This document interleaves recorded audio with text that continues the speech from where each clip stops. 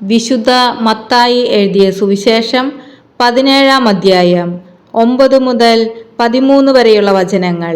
ഏലിയായുടെ ആഗമനം.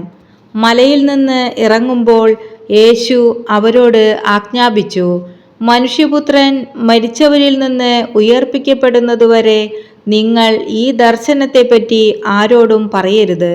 ശിഷ്യന്മാർ അവനോട് ചോദിച്ചു, ആദ്യം ഏലിയ വരണമെന്ന് നിയമജ്ഞർ പറയുന്നത് എന്തുകൊണ്ട്?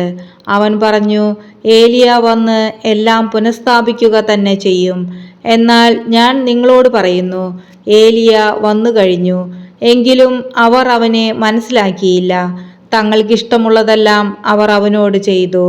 അതുപോലെ മനുഷ്യപുത്രനും അവരിൽ നിന്ന് പീഡകളേൽക്കാൻ പോകുന്നു.